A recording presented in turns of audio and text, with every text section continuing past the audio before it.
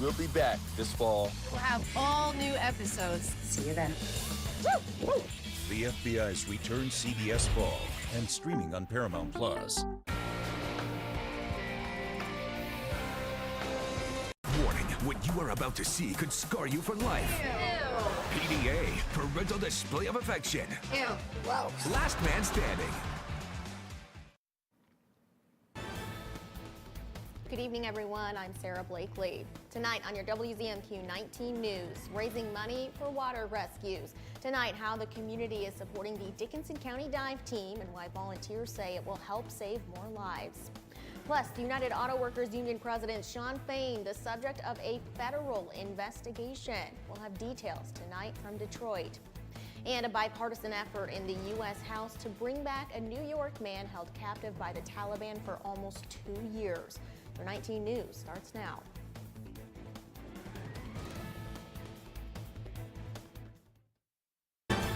Live from the UP, this is WZMQ 19 News at 11.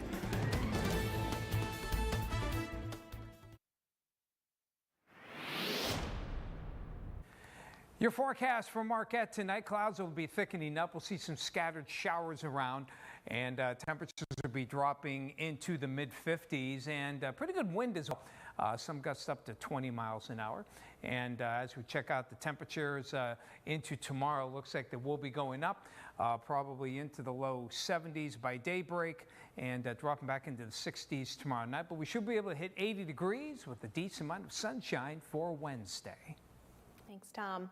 The Lance and Baraga communities are coming together for support after the deaths of 2 fishermen in Keweenaw Bay this past weekend. The Lance Fire Department is starting a Fill the Boot campaign, and local businesses are stepping up to accept donations for the families of the victims. With it being such a close-knit community, Village Manager Bob Lefebvre says he isn't surprised by the response to the tragedy. I think that's part of what makes Lance and Baraga County a really special place, is that people care about each other here, and we try to be there for each other when something like this happens. So you can find links and a list of ways you can also help support the families at WZMQ19.com. Some Dickinson County rescue divers are expressing a need for a fully equipped dive rescue team. WZMQ's Iron Mountain Bureau reporter Amy Doyle spoke with a local rescue diver about the community's needs and how fundraising can help. The Dickinson County Dive Rescue Team is made up of entirely volunteer staff, consisting of 6 divers and 4 support personnel. They handle water rescues in Dickinson, Delta, and Florence counties. They perform ice rescues and train with Delta County. Outfitting each diver is costly. Volunteer Craig Van Pembroek highlights major incidents in 2017 and 2019 have increased the urgency of reestablishing a standalone dive team. Sad as it is, it's usually recovery. All the more reason we should have our own dive team and our own stuff here, because time is of the essence. If we can get to the site and get in the water soon enough, there's a chance there that life can be saved. So $50,000 would fully outfit the team. The acquisition of a new boat has significantly improved its operations. Van Pembroek says divers want to expand their training to match living near dangerous rapids. Swiftwater rescue is, of course, like our Menominee rivers and stuff around here. The areas that we don't like to see people swim in, such as Badwater, is one that's comes to the top of our list every time, because we've lost several people in that area of water. A Borderhounds Club member is organizing a family-friendly fundraiser set to take place this Saturday at Lake Antoine Park. Let's raise a lot of money for this dive team. It's such an underfunded program that we just want to support as a local motorcycle club. With sufficient funding, the team can be fully equipped and trained for water rescue. Amy Doyle, WZMQ 19 News, Iron Mountain. Those who are unable to attend this weekend's fundraiser but still want to help can contact the Dickinson County Sheriff's Office. We'll have that contact information at WZMQ19.com. A new location for the DJ Jacobetti Veterans Home in Marquette has been selected.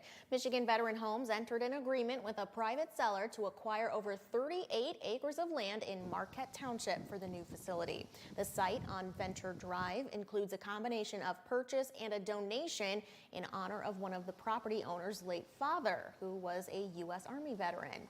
MVH says the property is exactly what they've been looking for. make it fit at every angle as a way to honor this veteran of the broader Marquette community while building a veterans home that will, again, serve veterans for decades and decades to come. MVH says the next step is conducting environmental testing on the property, which MVH says will begin shortly. Developing now, UAW President Shawn Fain is the focus of a federal investigation, accused of abusing his power as union president. Gino Vici is in Warren with the latest. Yes, and these allegations are coming at a very crucial time for the UAW as it pushes to increase union membership across the country. Some say the important thing for the UAW to do right now in order to save face is to be as transparent as possible with federal investigators. You do not want to risk either a longer monitorship or, having a takeover of the union. Brian Rothenberg, the former spokesperson for the UAW, says the UAW ought not delay getting the federal monitor documents it's requesting after an investigation was launched into UAW President Shawn Fain. What I do know is if the federal government doesn't get the documents, it doesn't matter. They're in charge in terms of the monitor's role. Rothenberg says let's not forget the reason for the federal monitor existing in the first place, because in 2019, massive fraud discovered, officials convicted. Federal investigators are looking into allegations that UAW Secretary-Treasurer Margaret Mock faced retaliation from Fain for her reluctance to authorize expenditures for his office. There is also an investigation into Mock's actions. It does seem like these decisions have put them in a really difficult position where either the president's office is going to have a problem when the records are returned, or those officers will have a problem because there's clearly a conflict from the original statements. The federal monitor has requested more than 100,000 documents. Only several thousand have been submitted. However, the UAW has released this statement. It reads, quote, "Taking our union in a new direction means sometimes you have to rock the boat, and that upsets some people who want to keep the status quo. But our membership expects better and deserves better than the old business as usual. We encourage the monitor to investigate whatever claims are brought to their office because we know what they'll find: a UAW leadership committed to serving the membership and running a democratic union. We're staying focused on winning record contracts, growing our union, and fighting for economic and social justice on and off the job," end quote. But, these things, there's nothing that's been found. And maybe there is a way that they can explain it to the federal government. In Warren, Gino Vici, CBS News, Detroit. One of the top stories of the day, Hunter Biden was found guilty on all 3 counts in his federal gun trial. It's the first time a child or immediate family member has been convicted of a crime during their father's time in office. The felony charges stemmed from the purchase of a revolver in 2018. The first 2 counts were for lying about drug use on a federal background check form. The 3rd count was for possessing a gun while addicted to or using illegal drugs. The 12-member jury deliberated for about 3 hours before reaching the verdict. Hunter Biden could face up to 25 years in prison and a fine of $750,000. However, as a first-time offender, he's expected to see a much lesser sentence. Hunter also faces a separate trial this fall in California on charges of failing to pay over $1 million in taxes. A sentencing date for this federal gun trial has not been set. The U.S. House of Representatives supported a resolution today to help bring home a New York man who has been captured by the Taliban for over 600 days. Our Washington, D.C. correspondent Rachel Knapp has the report. I had my 8th call with him just this last Sunday, and it lasted only 6 minutes, but it was hard. He told me that I wouldn't recognize him. In the 670 days, Anna Corbett's husband, Ryan Corbett, has been detained by the Taliban. She has only had a few minutes to speak with him. He is deteriorating. He has constant ringing in his ears. His eyesight is fading. His skin is like crocodile skin. He is not well emotionally or physically, and it's really scary. It's going to soon be too late to bring him home alive. The Corbetts lived in Afghanistan for years up until the Taliban's reemergence in August of 2021. Ryan returned next August to help train workers and check in on a business he helped create. But he was detained by the Taliban without being charged with a crime. this whole situation is very much of an outrage. Representative Dan Muser is among the dozens of congressional members co-sponsoring a resolution calling for Ryan's release. It's a signal to the State Department, to the Biden administration, and to the Taliban that the United States Congress treats this very, very, very seriously. Representative Muser says while the Biden administration has been active in talks with Qatar to help with Ryan's release, he believes the administration should do more. To the Corbetts, certainly keep up the faith, and we are definitely in the fight with you.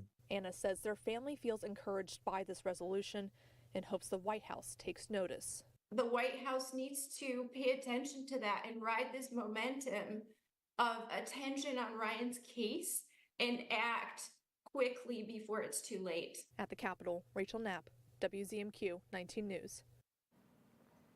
Representative Muser says he is looking to craft legislation that would prohibit any funds going to Afghanistan until all American hostages are released. And according to him, there are others alongside Corbett being held by the Taliban. Your first warning weather forecast is coming up after this break. Plus, hundreds of scouts spend the day at Michigan's capital speaking with legislators and helping out the Lansing community. We'll tell you why. And later, 2 UP high school softball teams are hoping to clinch a spot in the semifinals. We'll have highlights from Gladstone's game against Evert tonight. We're back in 2 minutes. Sophia Murphy reports at 6 and 11 on WZMQ 19 News. This is extreme crime. To catch him, they'll use every trick in the book. We were operating against ghosts, and ghosts are tough to find. Top investigators and police use the latest forensic science to uncover the truth and solve real cases. The devil is always in the details. Forensic Factor.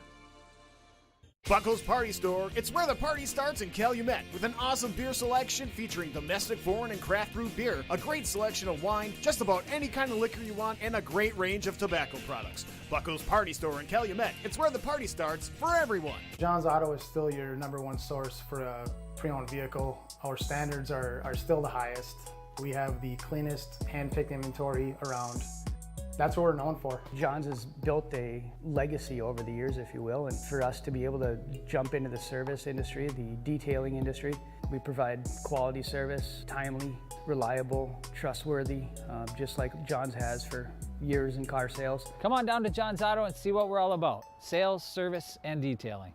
Cars will break down, and when they do, it's too late. If your car is out of warranty, it leaves you with 2 choices. Get stuck paying for expensive repairs, or one phone call to CarShield. Their administrators pay for your covered repairs so you don't have to. Your coverage includes roadside assistance, towing, rental, and so much more.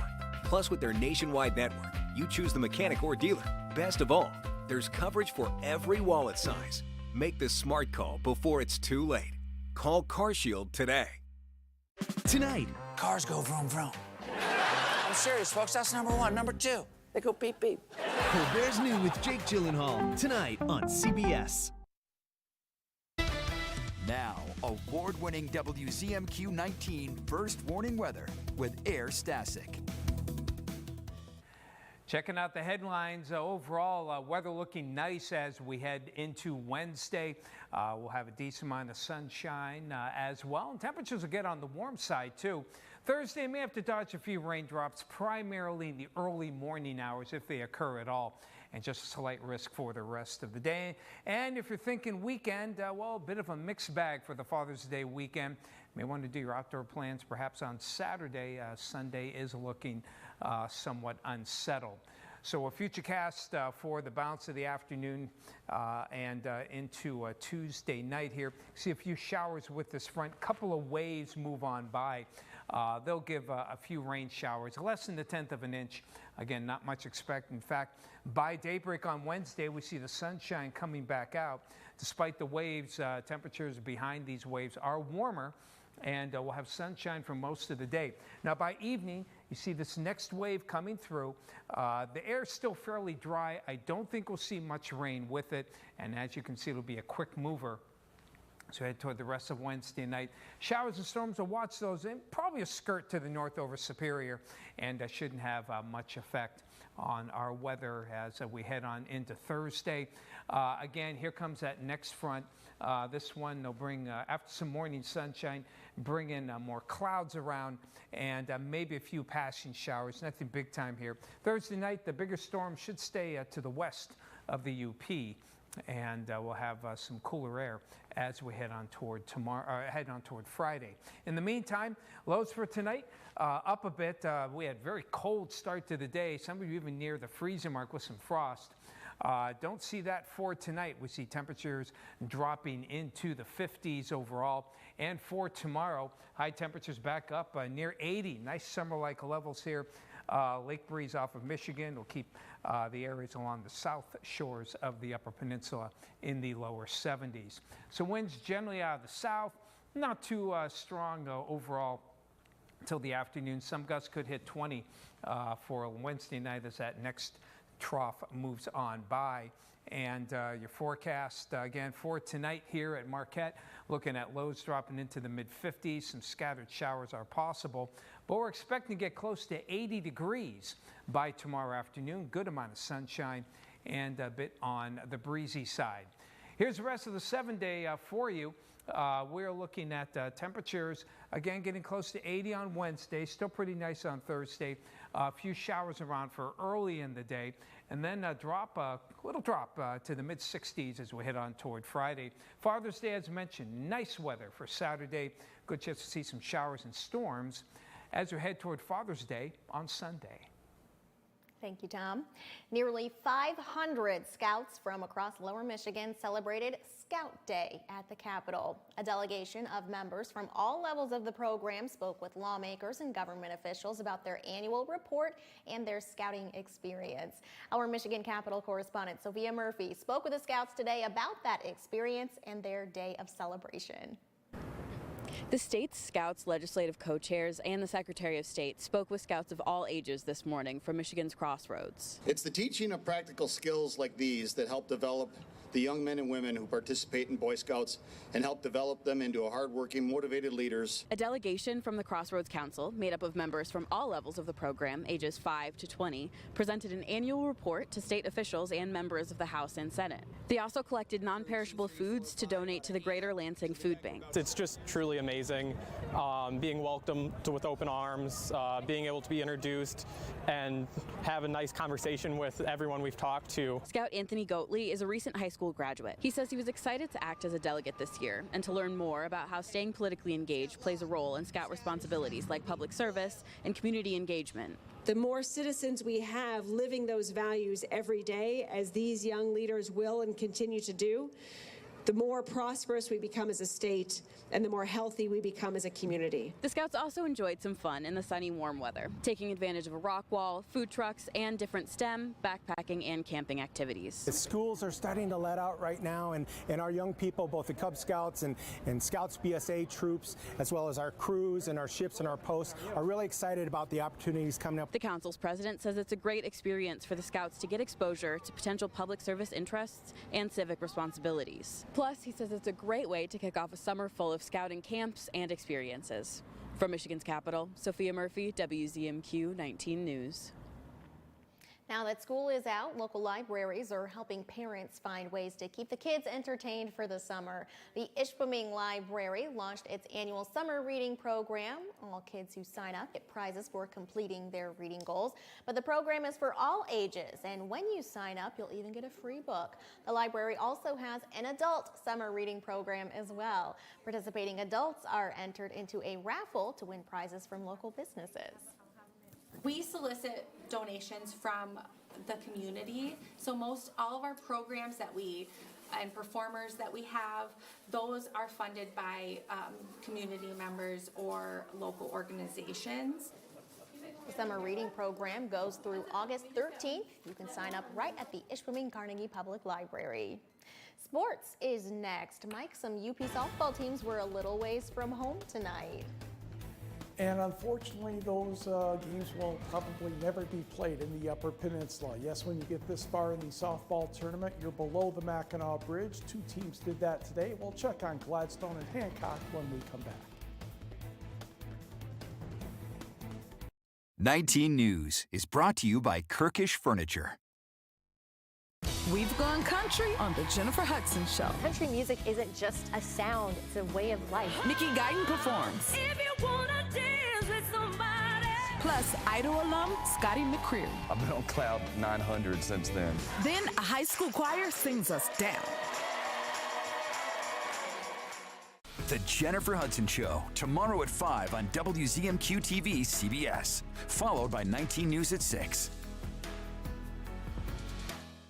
Cars will break down, and when they do, it's too late. If your car's out of warranty, it leaves you with 2 choices. Get stuck paying for expensive repairs, or one phone call to CarShield. Their administrators pay for your covered repairs so you don't have to. Your coverage includes roadside assistance, towing, rental, and so much more.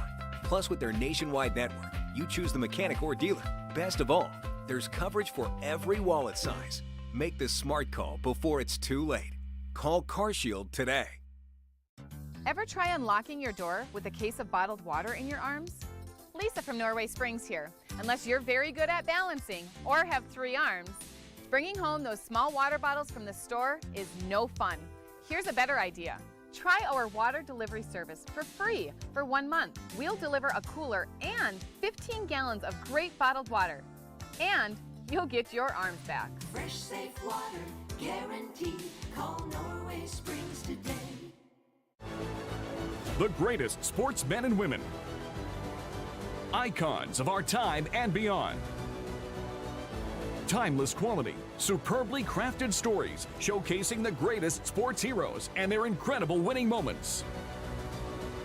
The Immortals, the greatest athletes of all time. Amy Doyle reports at 6 and 11 on WZMQ 19 News. Good evening, everyone. 2 Upper Peninsula High School softball teams try to clinch a spot in the semifinals later this week at Michigan State. In Division III, Gladstone met Everett at Cadillac. We'll pick things up in the 3rd inning. Everett already up 3-0, and they're going to make it 4. As the pitch gets away, Madison Teat dashes home and beats the tag, and the Wildcat lead is extended. In the 4th, Everett's Kyra Gray going to crush this one and clang off the fence on one hop. She would fly around the bases to get the 3rd, and the throw gets away, but she is tagged out at home. Madison Sundquist to Lauren Sundquist for the out. In the 5th, Wildcats looking for more. That's Jilly Decker to left field.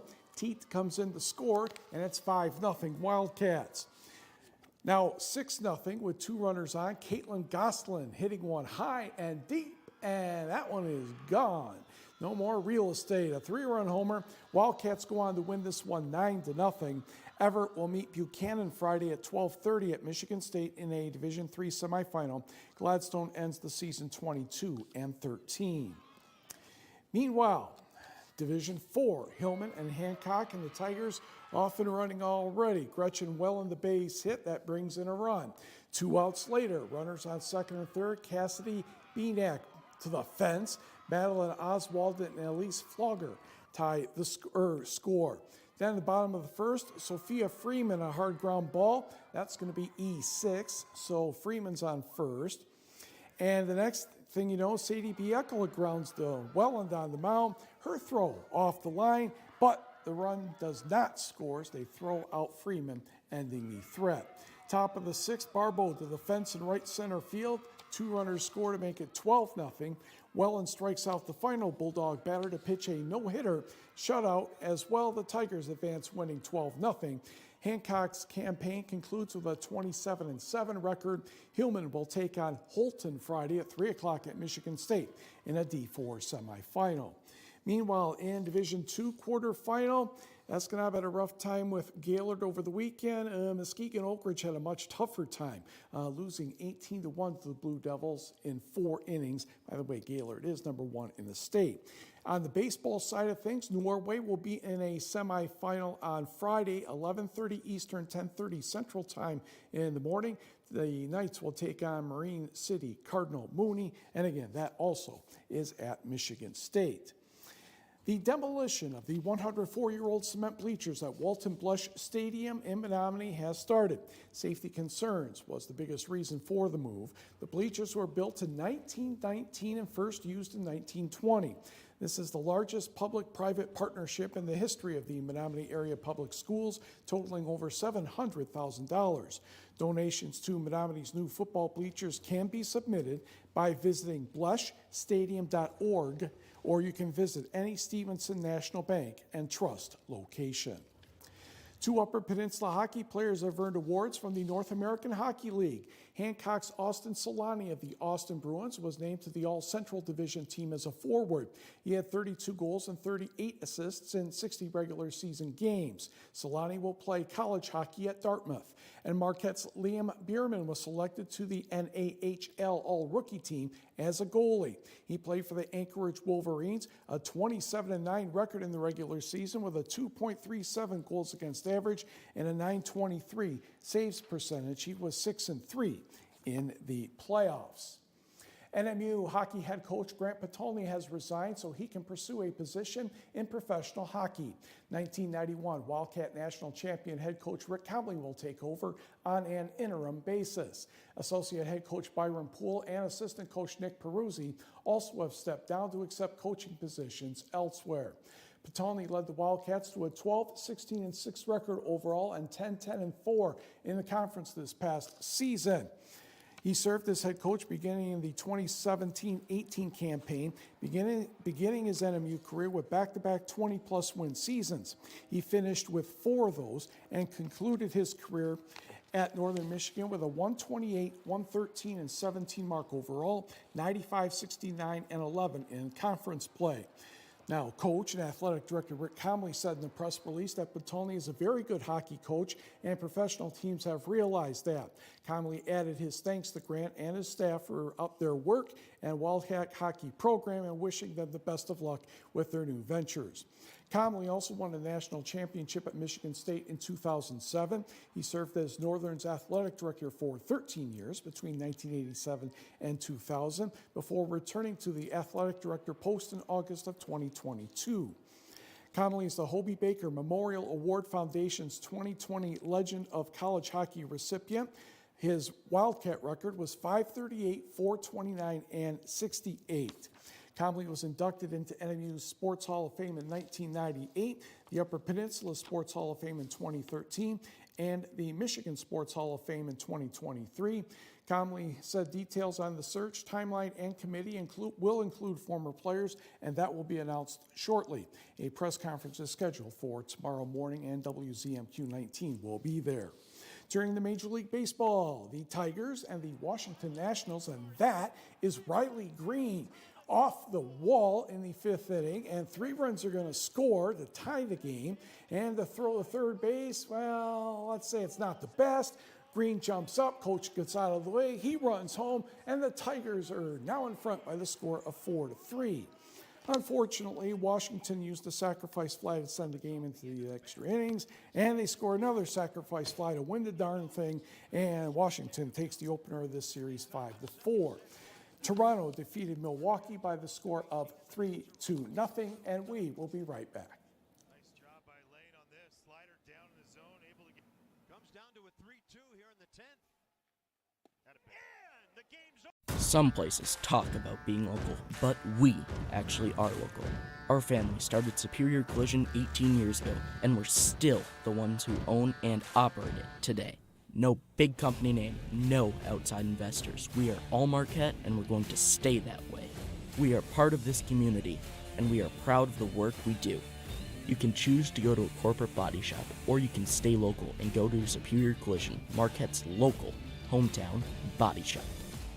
Experience the soulful tunes of Marquette's local musicians this summer with Music on 3rd, a series of sidewalk concerts held every third Thursday from June through September from 6 p.m. to 8 p.m.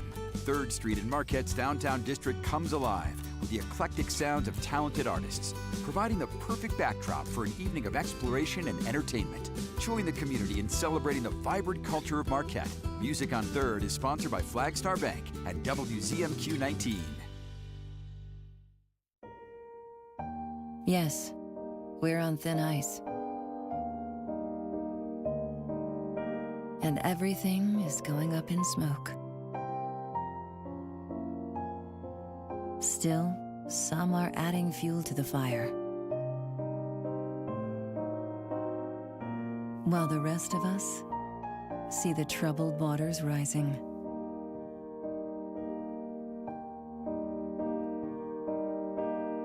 Our planet is under the weather. But when the going gets tough, the tough get, well, you know. Because in the heat of this moment, we're not about to lose our cool. Love it or lose it.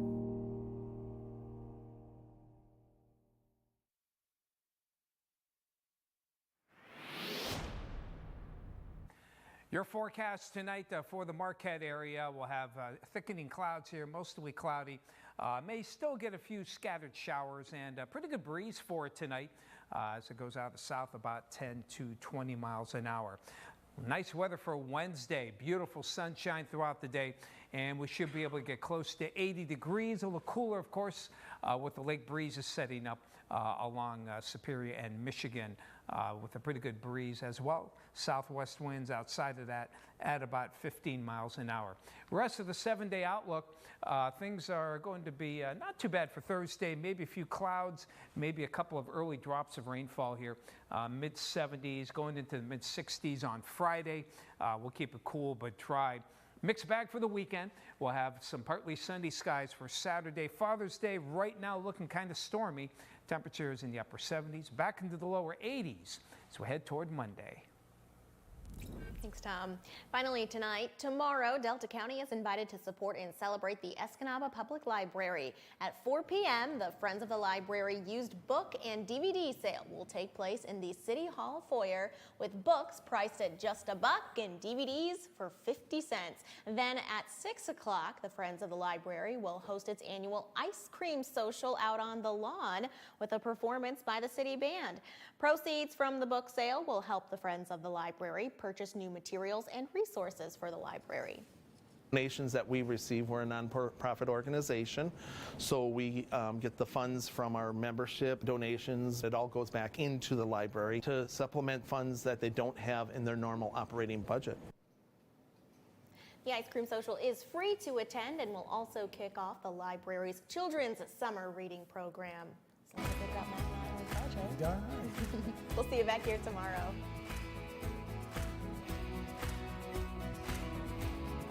Sleep better with a new mattress from Kirkish Furniture. We proudly feature Made in the Midwest Restonic mattresses. Try one out today and compare other major brands. Let our sleep specialist help you find the bed of your dreams at Kirkish Furniture. Okay, ideas. Where are we going? I got one. I got one.